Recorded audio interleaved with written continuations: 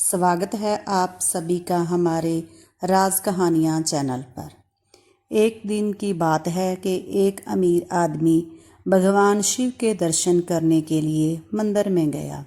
इस अमीर आदमी ने बहुत ही महंगे जूते पहन रखे थे और उसने ऐसा भी सुना था कि इस मंदिर में अक्सर चोरी होती रहती है।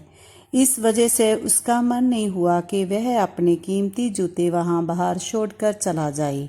जूते पहनकर वह मंदिर में नहीं जा सकता था और उसे वैसे ही बाहर छोड़कर जाना भी नहीं चाहता था। अब वह करे तो क्या करे। अब वह इस दुविधा में पड़ गया था। थोड़ी ही देर सोचने के बाद उसे अमीर आदमी ने मंदिर के बाहर बैठे एक भिखारी से बात की। अमीर आदमी ने उस भिखारी को अपने जूते संभालने के लिए दे दिए। भिखारी भी उसके जूते संभालने के लिए राजी हो गया। फिर वह अमीर आदमी पूजा करने के लिए चला गया। पूजा में बैठे बैठे उस अमीर आदमी के मन में ख्याल आया कि भगवान ने कैसी दुनिया बनाई है। मेरे जैसे कई लोगों के पैरों में कीमती जूते पहनने लायक बनाया है, लेकिन उस बेचारे जैसे अनगिनत लोगों को रोटी खाने के लिए भी मांगनी पड़ती है। वह अमीर आदमी मन ही मन भगवान से फरियाद करते हुए बोला कि आप सब लोगों को एक समान क्यों नहीं बनाया। उसने सभी को एक जैसी सुविधा क्यों नहीं दी। फिर उसके मन ही मन तय कर लिया यह वह वापस जाते समय उस भिखारी को 500 रुपये देकर जाएगा। पूजा खत्म होने के बाद जब अमीर आदमी बाहर आया तो उस अपने जूते दिखाई ही ना दिए। उसने वह भिखारी भी दिखाई ना दिया। उसे अमीर आदमी को लगा कि भिखारी किसी काम से बाहर गया होगा, इसलिए थोड़ी देर तक उसने वहीं खड़े रहकर भिखारी का इंतज़ार किया।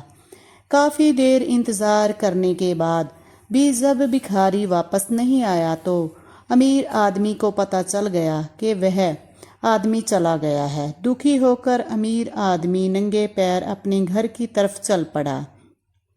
रास्ते में उसे अमीर आदमी ने देखा कि फुटपाथ में एक जूते चप्पल बेचने वाला बैठा है और अमीर आदमी एक जोड़ी चप्पल खरीदने के लिए उसके पास पहुंचा।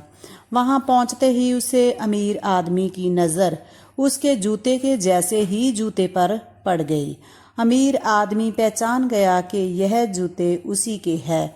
पूछने पर बेचने वाले ने पहले मना किया, लेकिन बार बार पूछने पर उसने माना कि यह जूते उसे एक भिखारी 500 में बेच कर गया है।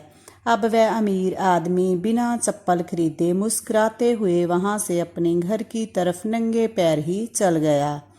उसे भगवान से की गई अपनी फरियाद का जवाब मिल चुका था। उसे समझ में आ गया था कि जब तक लोगों के कर्म एक जैसे नहीं होते तब तक सब एक समान नहीं हो सकते। भगवान ने उसे भिखारी की तकदीर में 500 लिखे थे, लेकिन कैसे कर्मों से उन्हें लेना है यह उसी भिखारी के हाथ में था। अगर वह चोरी ना भी करता फिर भी उसे 500 मिलने वाले थे।